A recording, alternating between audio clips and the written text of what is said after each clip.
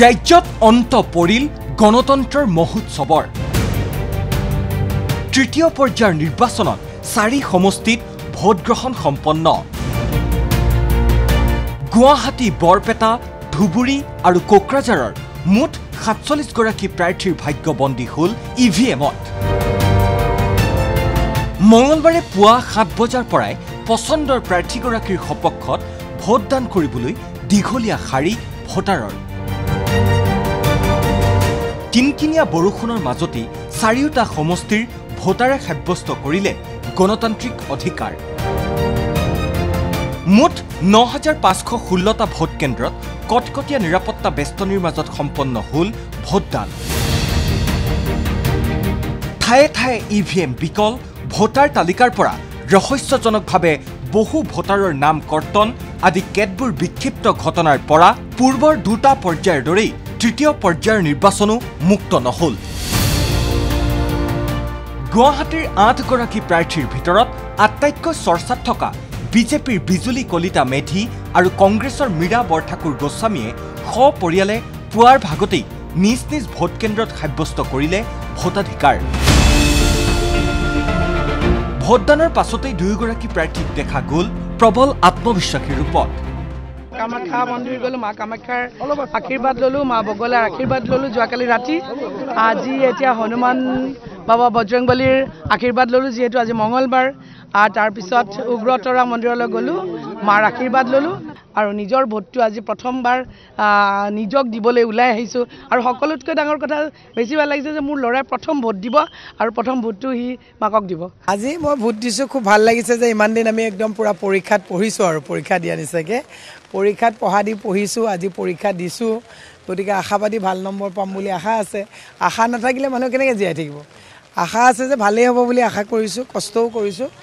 আৰু যদি ফলাফল ভাল হয় ৰাইজৰ মই মাত মাতিম বুলি মই মানসিকভাৱে প্ৰস্তুতিও লৈছোঁ বৰপেটা লোকসভা সমষ্টিৰ ৰণো এইবাৰ হৈ উঠিছে আকৰ্ষণীয় সমষ্টিটোত 14 গৰাকী প্ৰাৰ্থীয়ে প্ৰতিদ্বন্দ্বিতা কৰিছে যদিও চৰ্চাৰ কেন্দ্ৰবিন্দু হৈ থাকিল অগপৰ ফণীভূষণ চৌধুৰী কংগ্ৰেছৰ দীপ বায়ন CPIMৰ মনোৰঞ্জন তালুকদাৰ আৰু নিৰ্দলীয় দুলু আহমেদৰ নাম ভোটদান কৰি আটাইকেইগৰাকী প্ৰাৰ্থীয়ে ক'লে এইদৰে ৰাইজে ইতিমধ্যেই তাৰমানে সিদ্ধান্ত গ্ৰহণ কৰিছে সংকল্প লৈছে যে আমাক অসমত আমাৰ মিত্ৰজোঁটক সমৰ্থন কৰিবৰ কাৰণে সংকল্প লৈছে আৰু আমি ভাবোঁ যে ৰাইজে যে প্ৰধানমন্ত্ৰী নৰেন্দ্ৰ মোদীক তৃতীয়বাৰৰ কাৰণে প্ৰধানমন্ত্ৰী পদত অধিষ্ঠিত কৰাৰ কাৰণে যি সংকল্প লৈছে আজি তেওঁলোকৰ এই ভোটদানৰ জৰিয়তে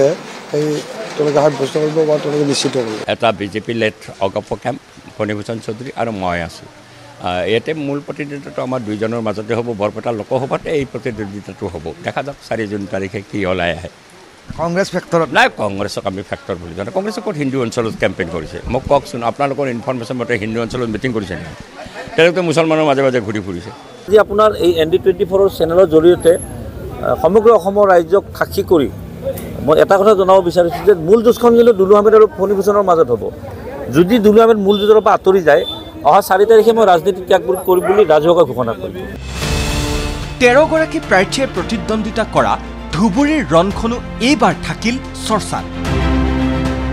বিশেষকৈ বৰ্তমানৰ সাংসদ তথা AIDF প্ৰধান বদৰুদ্দিন আজমল কংগ্ৰেছৰ ৰকিবুল হুছেইন আৰু অগপৰ জাভেদ ইছলামৰ মাজতেই প্ৰতিদ্বন্দ্বিতা হোৱা বুলি ক'ব বিচাৰে ভোটাৰ ৰাইজে কিন্তু বদৰুদ্দিন আজমল প্ৰবল আত্মবিশ্বাসী এইবাৰ আকৌ জিকিম আমি আগেও জিকিছোঁ এইবাৰ আমি জিকিম ইনশাআল্লাহ ৰাইজ আমাৰ লগত আছে ৰাইজ আপোনাৰ লগত আছে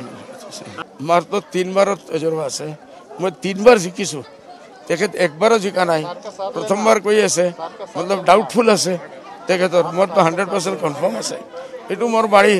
মোৰ ঘৰ মই আকৌ একবাৰ আহিছোঁ মই থাকিম তেখেত প্ৰথমবাৰ আহিছে যি লালচ লৈ এইটো পূৰা নহ'ব অৱশ্যে সমষ্টিটোৰ আন 2 প্ৰাৰ্থী ৰকিবুল হুছেইন আৰু জাভেদ ইছলামো আশাবাদী এইবাৰ আজমল মুক্ত হ'ব ধুবুৰী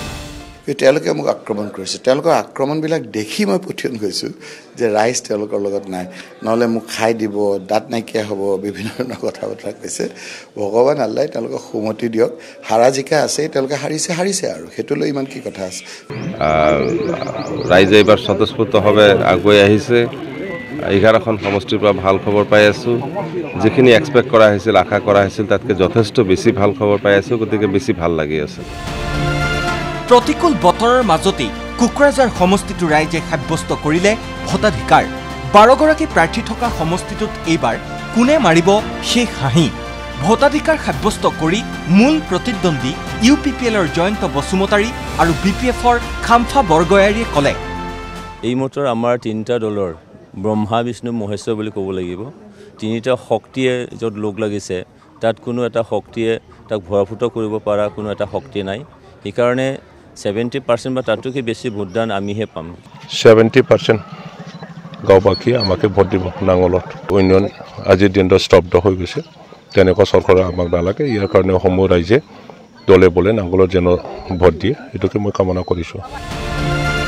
অৱশ্যে ইয়াৰ মাজতেই তৃণমূল কংগ্ৰেছৰ কোকৰাঝাৰৰ প্ৰাৰ্থী গৌৰীশংকৰ শইকীয়াৰ দাবী কোকৰাঝাৰৰ ৰাইজে বিশেষ ৰূপে তৃণমূল কংগ্ৰেছক আঁকোৱালি লৈছে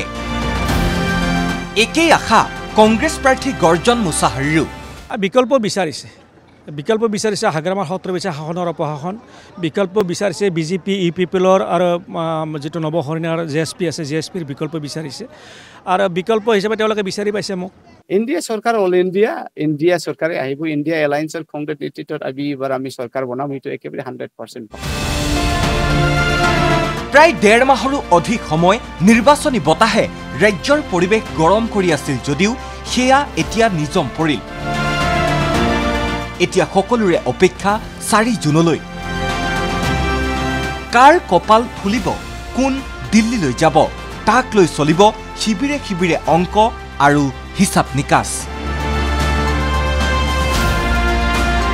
নিউজ ডেস্ক ৰিপৰ্ট ND24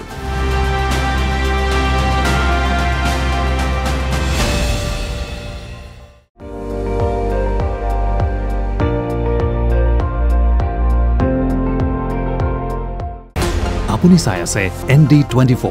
সৰ্বশ্ৰেষ্ঠ নহয় সৰ্বোত্তমৰ দৌৰ